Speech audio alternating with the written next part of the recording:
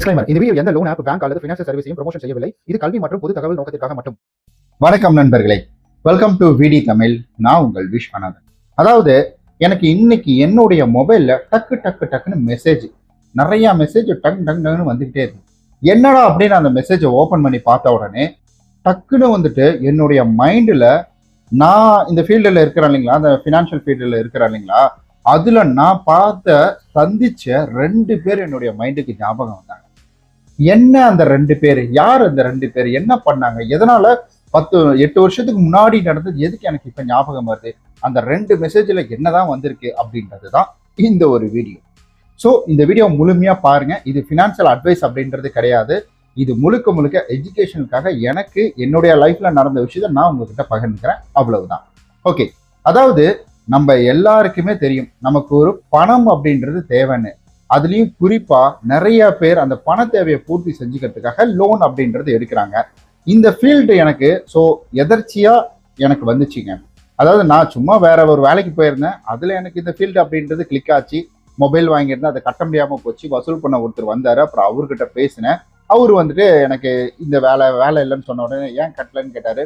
வேலை இல்லைன்னு சொன்ன உடனே சரி வா என் வேலைக்கே வான்னு சொல்லி ஜாயின் பண்ணி கொடுத்தாரு. இப்படிதான் எனக்கு வந்துட்டு இந்த ஃபீல்டுக்குள்ள வர்றதுக்கான வாய்ப்புகள் அப்படின்றது கிடைச்சிது.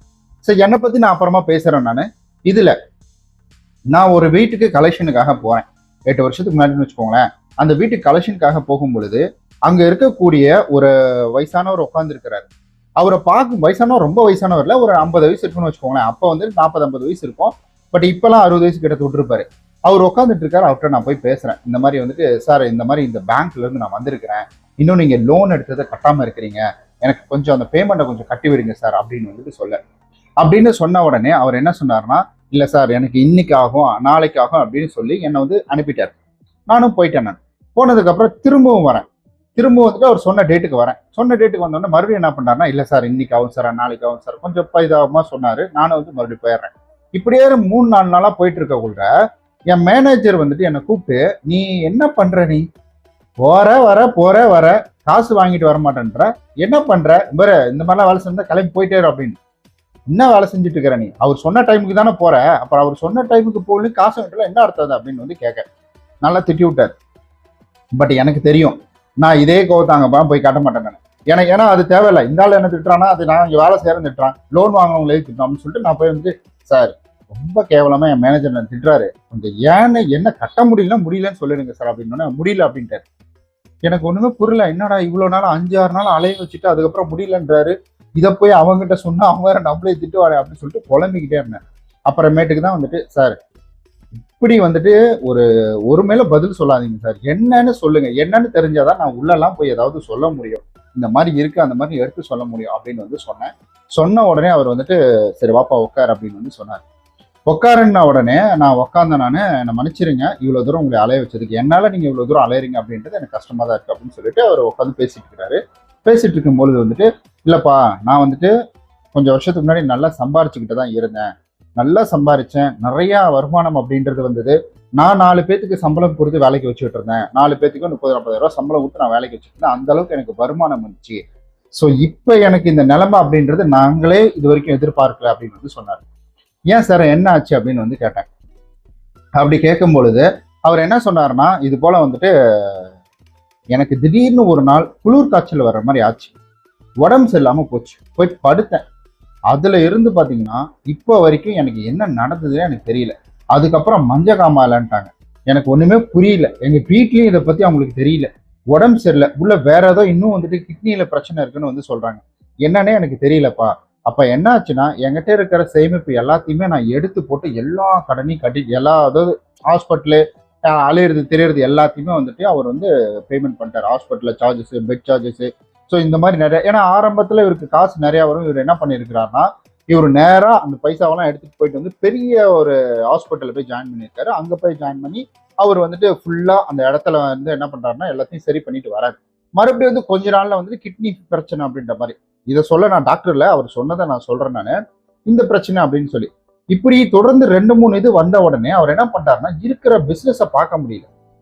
சேமிப்பு வச்சது 10 லட்ச ரூபா 15 லட்ச ரூபா வச்சது சேமிப்பு போகுது. இருக்கிறவங்களுக்கு வேலை வந்துட்டு அவங்களுக்கு சம்பளம் கொடுக்கும். அடுத்தது அவங்களுக்கு வந்துட்டு இன்னும் நிறைய பிசினஸ்க்கான வேலைகளை பார்க்கணும், ஆஃபீஸ் போகணும், யார் பாப்பா அப்படின்ற மாதிரி வந்துட்டு டோட்டலாக எடுத்து ஷட் டவுன் பண்ணிட்டாரு. ஏன்னா இங்கே பைசா இல்லை, அதுக்கப்புறம் பொருள் வாங்குறது காசு இல்லை. ஏன்னா வந்து டிரான்ஸ்போர்ட் பிசினஸ் மாதிரி பண்ணிட்டு இருந்திருக்காரு, பொருள் வாங்குறது காசு இல்லை. டக்குன்னு வந்துட்டு இது முடியாது அப்படின்னு சொல்லி டக்குன்னு ஸ்டாப் பண்ணிட்டாரு. ஸ்டாப் பண்ணவொன்னே என்னாச்சு அப்படின்னு கேட்டிங்கன்னா வந்துட்டு வேலை செய்யறவங்க போயிட்டாங்க. இப்போ வருமானம் குறையுது. இவரு இந்த வருமானத்தை வச்சு என்ன பண்ணியிருக்கிறாருன்னா ஒரு நல்ல பெரிய வீடா வாடகைக்கு போயிட்டாரு. காரை இஎம்ஐல வந்துட்டு எடுத்துருக்கிறாரு.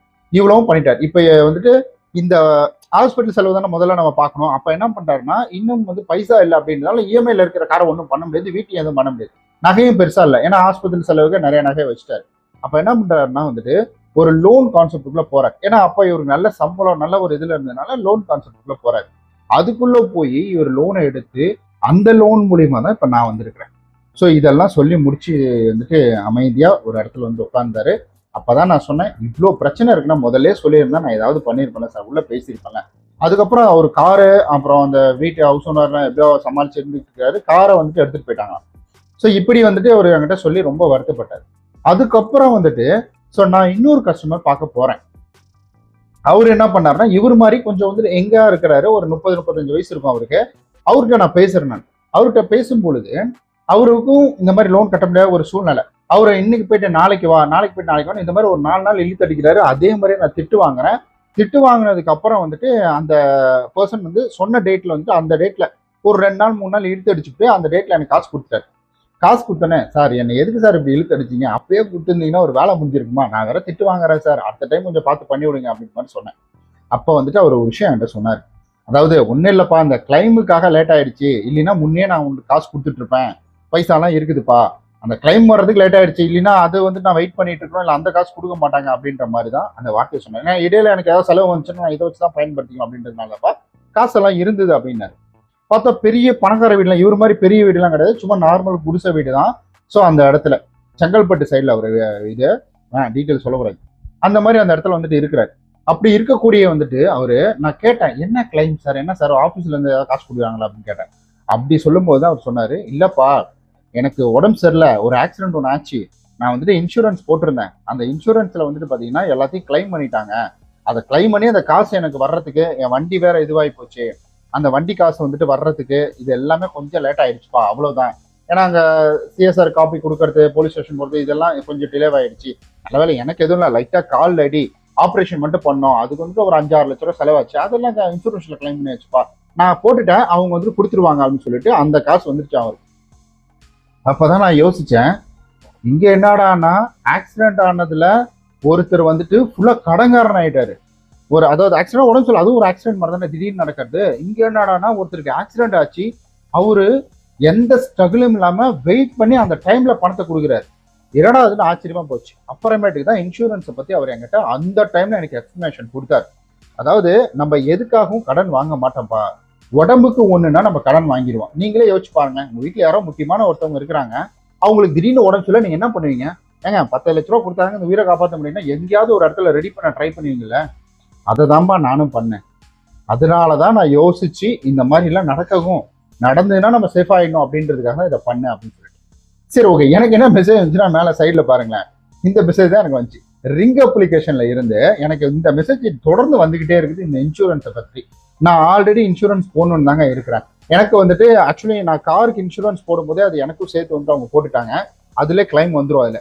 ஆனா நான் என்ன சொல்றேன்னா, இண்டிவிஜுவல் இன்சூரன்ஸ் அப்படின்றத வேணா போட்டுக்கோங்க. இன்சூரன்ஸ் நீங்க போடுங்கன்னு நான் வந்து வலியுறுத்தல, போட்டா நல்லதுன்னு சொல்றேன். நான் இதை போடுங்க அதை போடுங்கன்னு சொல்லல, ஏதாவது ஒரு நல்ல இன்சூரன்ஸ், நல்ல காம்பன்சேஷன் கிடைக்கிற மாதிரி, ஸோ வந்துட்டு 0 டிப்ரிசியேஷன் இருக்கிற மாதிரி ஏதாவது ஒன்று நல்லதா இருக்கிற மாதிரி வந்து போட்டு விட்டுருக்கேன்னு நான் சொல்றேன்.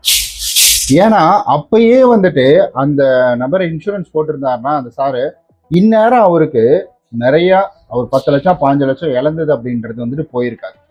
ஸோ அதுக்காக தான் சொல்றேன், நம்மளை பாதுகாக்கணும்னா நம்ம வந்துட்டு காசை சேமிச்சு வைக்கிறது அப்படின்றது ஒரு பக்கம் இருக்கட்டும், அதுவும் முக்கியம். பட் இன்சூரன்ஸ் அப்படின்றது ரொம்ப ரொம்ப முக்கியம். இந்த மாதிரி இக்கட்டான சூழ்நிலையில நம்ம உயிரையும் காப்பாற்றிக்க முடியும், வெளியிலயும் கடன் எதுவும் வாங்க தேவையில்ல. முதல்ல தான் அந்த ஃபர்ஸ்ட் செலவு பண்ணிட்டு கிளைம் பண்ற மாதிரி இருந்துச்சு. இப்பெல்லாம் வந்துட்டு உடனடியா கிளைமிங் ஆப்ஷனும் இருக்குன்றாங்க. நிறைய இடத்துல செக் பண்ணி பாருங்க. இன்கேஸ் யாராவது நமக்கு வந்து ஸ்பான்சருக்காக வந்தாங்கன்னா நான் அதையும் வந்துட்டு ஒரு வீடியோவை போடுறேன். யாரும் நம்ம கிட்ட வரமாட்டாங்க, ஏன்னா நம்ம எல்லாத்தையும் கலெக்ஷன் எல்லாம் திட்டிட்டு இருப்பேன், அதனால நம்ம கிட்ட யாரும் வரமாட்டாங்க. இன்கேஸ் ஏதாவது வந்துச்சுன்னா நான் அதை பார்த்துட்டு செக் பண்ணி பார்த்துட்டு என்ன இது டீட்டெயில்ன்றதை உங்களுக்காக கொடுக்குறேன். ரொம்ப நன்றி இவ்வளவு தூரம் பொறுமையா இந்த வீடியோவை பார்த்ததுக்கு. Thank you so much. நீங்க இதை பற்றி என்ன நினைக்கிறீங்க, இந்த கதையோட உங்களுடைய கருத்துக்கள் என்ன அப்படின்றத கீழே மறக்காம கமெண்ட் பண்ணிடுங்க. தேங்க்யூ.